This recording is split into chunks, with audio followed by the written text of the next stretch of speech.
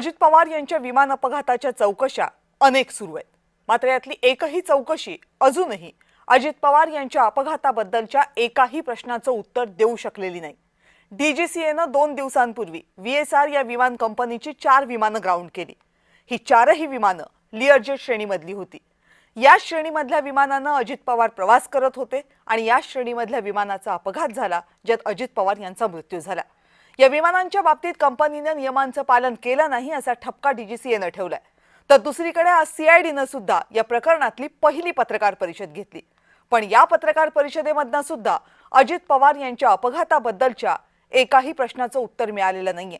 या अपघातामध्ये काही गुन्हेगारी कट होता का, या अपघातामागे काही गुन्हा घडलाय का, याची चौकशी आम्ही करतोय हे अधिकाऱ्यांनी सांगितलं। पण आतापर्यंतच्या चौकशीमध्ये सापडलं काय याचं एक ओळीचं सुद्धा उत्तर अधिकारी देऊ शकले नाहीत। दुसरीकडे या अपघातासंदर्भात तक्रार दाखल करण्याच्या मुद्द्यावरून आज बारामतीमध्ये वातावरण तापलं। रोहित पवार आपल्या कार्यकर्त्यांसह तक्रार द्यायला गेले होते, पण आजही त्यांची तक्रार दाखल करून घेतली गेली नाही। त्यामुळे कार्यकर्त्यांनी पोलीस स्थानकासमोर ठिय्या दिला।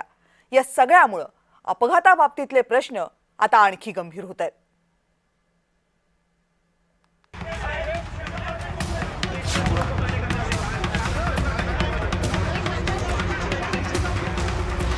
अजित पवार यांच्या विमान अपघातावरून आता राजकारण तापू लागले।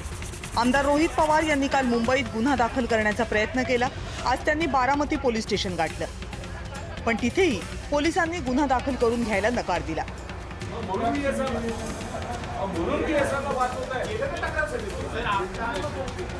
160 कबूतर चोरीला गेले, त्याचा एफआयआर झाला आणि दादांच्या बाबतीत एफआयआर होऊ शकत नाही। अरे कसला न्याय? हा अधिकार आहे, सुप्रीम कोर्टाने दिलेला अधिकार आहे।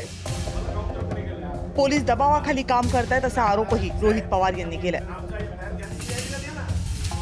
त्यांना काही गोष्टी सांगत होतो, त्याच्यामध्ये सुद्धा त्यांच्या चेहऱ्यावरून आम्हाला जाणवत होतं की आम्ही जे बोलतोय ते खरंय, पण तरी सुद्धा यांचा पेन एफआयआर कडे त्या ठिकाणी वळत नाही। त्याचा अर्थ कोणतरी एक ताकदवान व्यक्ती त्यांच्यावर प्रेशर आणत आहे। पोलीस स्टेशनच्या परिसरात अजित पवार यांचे बंधू राजेंद्र पवार यांनी ही निदर्शनं केली।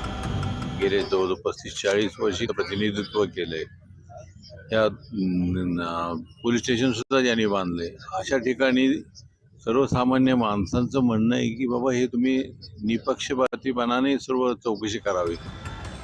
पवार कुटुंबियांसह शेकडो कार्यकर्ते आणि काही सामान्य बारामतीकरांनी सुद्धा पोलीस स्टेशनच्या बाहेर घोषणाबाजी केली। त्यांच्याच मृत्यूचं कारण तो अपघात आहे का नैसर्गिक मृत्यू आहे हे शोधण्यासाठी आम्हाला रस्त्यावर यावं लागतं। मग जर सर्वसामान्य माणसाच्या बाबतीत घडलं तर काय त्याची ही राहील? नेमकं कोणती यंत्रणा चालू आहे ही? या अपघाताचा समांतर तपास करणाऱ्या सीआयडीने सुद्धा आज पत्रकार परिषद घेऊन तपास सुरू आहे इतकंच सांगितलं। आम्ही भरपूर पुरावे गोळा केलेले आहेत, जे उर्वरित आहेत तेही लवकर गोळा करण्यात येतील। लागणारे जे टेक्निकल रिपोर्ट्स आहेत तेही मिळवण्यात येतील आणि त्याच्यानंतर निष्कर्ष काढण्यात येईल। विमान अपघात तपासाला वेळ लागतो हे मान्य, पण डीजीसीए असो किंवा विमान अपघात तपास बोर्ड असो किंवा मग सीआयडी असो, अपघाताबाबत काहीही ठोस माहिती सांगितली जात नाहीये। अपघाताबाबत पवार गटाकडून आधीच घातपाताची शक्यता व्यक्त करण्यात आली आहे।